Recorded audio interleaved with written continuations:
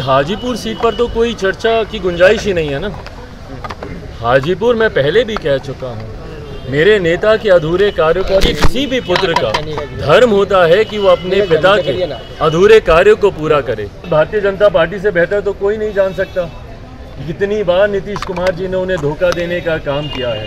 तो ऐसे में जब आदरणीय केंद्रीय गृह मंत्री अमित शाह जी ने इन बातों को रखा है तो वो सही बोल रहे हैं। इस बात को लेकर नीतीश कुमार जी ने ना सिर्फ भारतीय जनता पार्टी को बल्कि हर उस गठबंधन को और अपने ही हर उस नेता को धोखा देने का काम किया जिनका साथ लेकर इन्होंने आगे बढ़ने का प्रयास किया। जब चुनाव सामने आएंगे गठबंधन किसके साथ होगा, यकीनन लोक जनशक्ति पार्टी रामविलास अगला चुनाव गठबंधन के तहत लड़ेगी, पर वो किसके साथ गठबंधन होगा वो सही समय आने पर ही फैसला लिया जाएगा। इस विपक्ष का नेतृत्व कौन करेगा, क्या उस पर सबकी सहमति बनेगी। पिछले दिनों भी जब ये लोग बिहार भी आए थे तो उस वक्त भी कुछ मतभेद कुछ दलों के बीच देखने को मिले थे। नमस्कार, बहुत स्वागत है आपका लाइव बिहार में। मैं आपके साथ रूपम।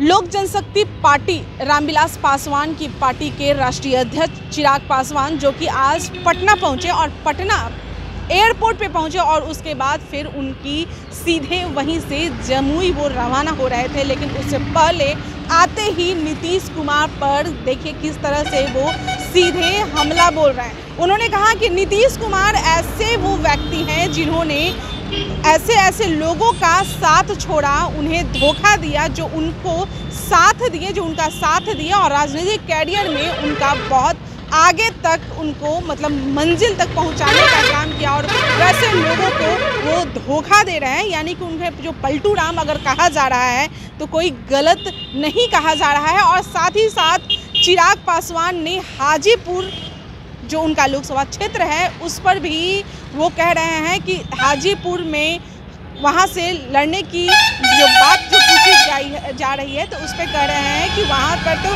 कोई चर्चा ही नहीं बनता है। भाई वो हमारे पिता की कर्मभूमि रही है और उनके अधूरे सपनों को हम पूरा जरूर करेंगे। सुनिए चिराग पासवान क्या कुछ कह रहे हैं। भाई कहना क्या है, विपक्षी एकता का प्रयास कर रहे हैं।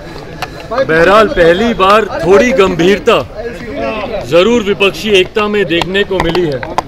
इससे पहले हम लोगों ने देखा कि सिर्फ तस्वीरें खिंचाने के लिए सब साथ आते थे, पर इस बार जो बार बार इन लोगों की बैठक हो रही है, पर ये आने वाला समय ही बताएगा कि इन बैठकों का कोई निष्कर्ष निकलता है कि नहीं निकलता है। देखिए स्वाभाविक है एक साथ एक मंच पर आकर चर्चा करना आसान है, पर साथ मिलकर और ख़ास तौर पर कई ऐसे राज्यों में साथ मिलकर चुनाव लड़ना जहां पर एक दूसरे के खिलाफ ही जिनकी राजनीति हमेशा से रही है, राज्यों का नाम लेने की ज़रूरत नहीं है, पर कई ऐसे उदाहरण हैं जहां पर जो दल साथ में बैठे हैं उनके खिलाफ ही उन लोगों ने अपनी राजनीति करने का काम किया है। तो ऐसे में चुनाव में जब ये लोग जाएंगे तब तक क्या ये विपक्षी एकता बरकरार रहेगी, इस विपक्ष का नेतृत्व कौन करेगा, क्या उस पर सबकी सहमति बनेगी। पिछले दिनों भी जब ये लोग बिहार भी आए थे तो उस वक्त भी कुछ मतभेद कुछ दलों के बीच देखने को मिले थे, बट बहरहाल ये आने वाला समय ही बताएगा कि ये विपक्षी एकता इस तरीके से बरकरार रह पाती है या चुनाव आते आते तक धराशायी। यूनिफॉर्म सिविल कोड पे आम आदमी पार्टी ने समर्थन किया है, वहीं विपक्षी क्षमा जो है इस पे बीजेपी प्रधानमंत्री मोदी ने इसको इम्प्लीमेंट करने की बात कही है। आरजेडी और जेडीयू इसका विरोध कर दिया। आपकी पार्टी का क्या स्टैंड है इस पे? भाई देखिए यूनिफॉर्म सिविल कोड की जहाँ तक बात है, भारत विभिन्नताओं का देश है और भारत की खूबसूरती ही यही रही है कि जितनी भी विभिन्नताएं हैं यहाँ पर हर किसी को अपनी पहचान इस देश में रहते हुए मिली है। ऐसे में जब यूनिफॉर्म सिविल कोड की बात आती है, जब तक इसका ड्राफ्ट सामने नहीं आता, ये लॉ कमीशन की पहली जिम्मेदारी बनती है कि भाई इसका ड्राफ्ट तो दें। जहाँ पर अलग अलग धर्म हैं, अलग अलग समुदाय हैं, अलग अलग नियम कायदे कानून परंपराएं हैं। आप एक ही धर्म में देखिएगा तो कई अलग अलग क्षेत्रों में जाके परंपराएं बदलती हैं और वो उन परंपराओं को मानते हैं। अगर आप हिंदू मैरिज एक्ट को ही ले लें तो आप ऊपर नॉर्थ में अलग हैं, डाउन साउथ जाते जाते तक नॉर्थ में उसके नियम कायदे कानून अलग हैं, रिश्तेदार जनरेशंस में आप नहीं कर सकते, डाउन साउथ जाते जाते अपने अंकल के साथ आप शादी ब्याह कर सकते। तो कई ऐसे नियम कायदे कानून हैं। आप ईस्ट में जाएंगे, ईस्ट की परंपराएं और है, साउथ की और है, नॉर्थ की और है। तो ऐसे में जब यूनिफॉर्म सिविल कोड की बात आती है तो वो क्या ड्राफ्ट है, जब तक लॉ कमीशन उस ड्राफ्ट को आपके सामने नहीं रखता, मुझे नहीं लगता कि इस पर किसी का भी कोई भी टिप्पणी करना उचित है। एक बार वो ड्राफ्ट आएगा, उस ड्राफ्ट को मैं, मेरी पार्टी पूरी गंभीरता से हम लोग उसका अध्ययन करेंगे और उसके बाद ही उस पर अपनी टिप्पणी देना उचित है। जिस तरह से एनडीए की तरफ चले गए, अब तक आपका स्टैंड क्लियर नहीं हो पाया है। अरे प्रभु, ये कोई चर्चा का विषय थोड़ी है कि मैं किसके साथ जा रहा हूँ नहीं जा रहा हूँ। मैंने बार बार इस बात को कहा, सही समय आने पर, आज चुनाव तो नहीं है ना भाई, ना ही कल चुनाव आ रहे हैं, ना ही कोई चुनाव की अधिसूचना अभी आई है। अभी समय है और मैं निरंतरता में एक ही बात को मैं कहता रहा हूँ कि जब चुनाव सामने आएंगे, गठबंधन किसके साथ होगा, यकीनन लोक जनशक्ति पार्टी रामविलास अगला चुनाव गठबंधन के तहत लड़ेगी, पर वो किसके साथ गठबंधन होगा वो सही समय आने पर ही फैसला लिया जाएगा। अमित